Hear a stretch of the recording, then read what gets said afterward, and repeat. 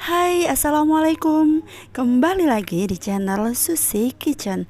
Kali ini kita akan membuat selai nanas yang original ya. Tapi sebelum mulai, yuk klik tombol subscribe di bawah dan klik like-nya ya. Nah, di sini saya membutuhkan buah nanas. Buah nanas di sini saya gunakan yang segar dan matang pastinya ya. Ini udah saya kupas, udah saya cuci bersih. Ini warnanya kuning dan rasanya pun manis. Buah ini akan kita potong-potong terlebih dahulu, kemudian akan kita blender. Jadi untuk pemotongannya sendiri tergantung selera ya, bisa dipotong kecil atau besar. Nah, di sini saya akan memotongnya lumayan besar ya, jadi nggak terlalu kecil biar hasilnya nggak halus banget. Jadi agak kasar-kasar sedikit ya. Karena ini bukan diparut, cuma di blender. Jadi pemotongannya seperti ini. Ukurannya nggak terlalu kecil dan nggak terlalu besar. Tapi ini menurut saya lumayan besar ya, karena pada dasarnya kalau kita ngeblender kan harus potong kecil-kecil. Nah, di sini saya potongnya lumayan besar. Jadi ini kita potong semua, kemudian akan kita masukkan ke blender. Kemudian kita blender setengah halus ya, jangan yang halus banget kayak jus, itu jangan. Karena ketika kita ngeblendernya halus banget kayak jus, nanti pembuatan selainya akan lumayan lama dan memakan waktu ya. Jadi kita ngeblendernya agak kasar aja. Oke, kita potong-potong semua.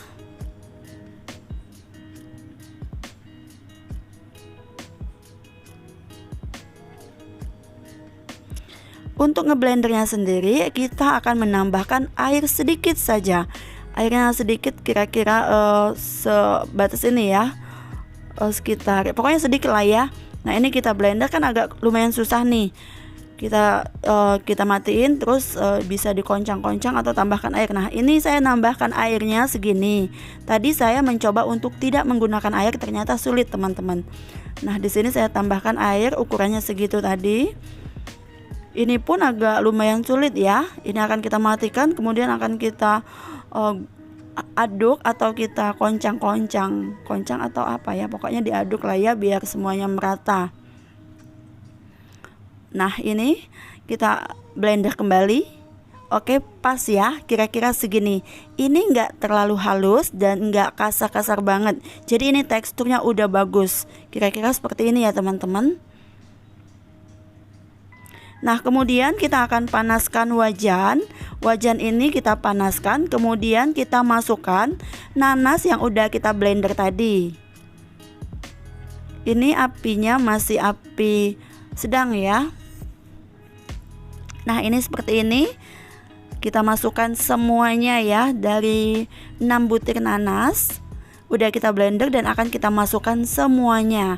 Jadi kita masak jadi satu biar lebih praktis dan hemat waktu ya. Kemudian untuk pelengkapnya bisa tambahkan garam sedikit. Kemudian kita tambahkan gula. Nah, untuk gulanya sendiri itu tergantung selera.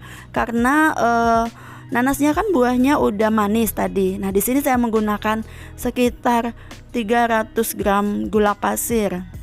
Jika teman-teman suka manis, bisa tambahkan 500 gram ya gula pasirnya. Atau jika teman-teman suka yang lebih agak sedikit asam, bisa tambahkan 250 gram aja gulanya. Nah, kemudian kita masak. Kita aduk sampai gulanya larut, kemudian kita masak sampai berubah warna. Ini untuk takaran waktunya tergantung kompor ya teman-teman. Jadi kalau kompornya itu lumayan panasnya itu yang panas banget gitu ya, dia cepat sekali kering. Karena ini menggunakan api sedang, jadi ini lumayan agak lama. Nah, ini kita aduk. Jika tidak diaduk, dia akan lengket di permukaan bawahnya. Nah, ini kita aduk.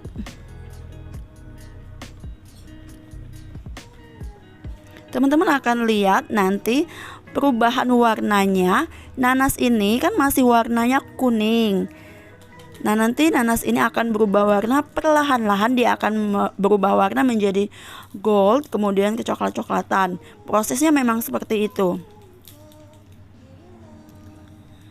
Nah ini teman-teman bisa lihat, ini saya diamkan karena kandungan airnya ada sedikit ya, jadi nggak apa-apa, ini didiamkan sebentar. Kemudian aduk kembali sampai benar-benar kering ya teman-teman.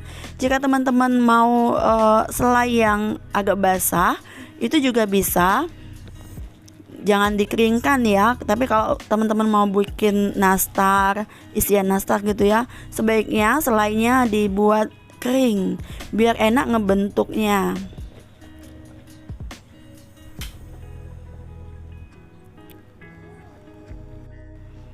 Nah ini teman-teman bisa lihat udah mendidih banget. Kemudian warnanya juga udah lumayan berubah ya, dari yang kuning banget ini warnanya udah mulai berubah. Kadar airnya juga udah mulai berkurang. Kemudian permukaannya juga udah mulai menyusut. Yang tadinya lumayan penuh di wajan, sekarang udah mulai menyusut. Ini akan kita buat semakin menyusut hingga berubah warna ya.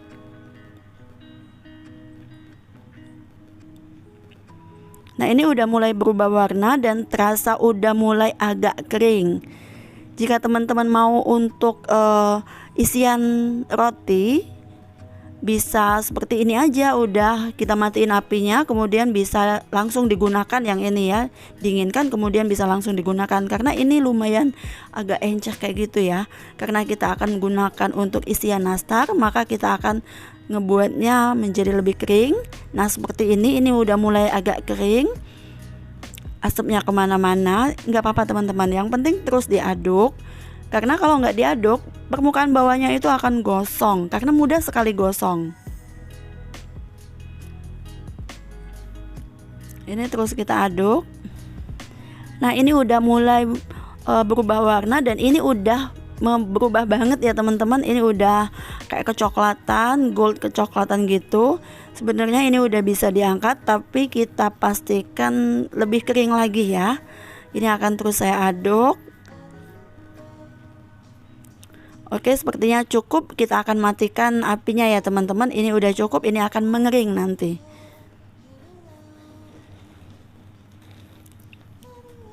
Nah, saya tambahin lagi. Yang tadi sepertinya kurang deh. Ini saya tambahin waktunya kembali, jadi lebih berwarna kayak gini ya. Oke, kita angkat.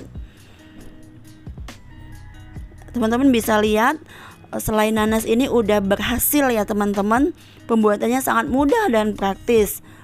Dari buah nanas, gula dan garam. Ini semua kita akan angkat. Dari 6 buah nanas menghasilkan selai yang lumayan cukup banyak ya teman-teman. Jadi kalau buat isian nastar ini bagus banget. Nah jika teman-teman untuk nastar bisa disimpan di kulkas terlebih dahulu ya, biar makin enak ngebentuknya. Oke, selesai. Udah kita angkat semua. Dan inilah hasilnya. Tada! Selai nanas ala Susi Kitchen udah selesai. Selai nanas ini rasanya enak sekali. Terima kasih buat teman-teman yang udah menyimak video ini sampai selesai. Dan terima kasih yang udah klik tombol subscribe. Sampai jumpa di episode selanjutnya.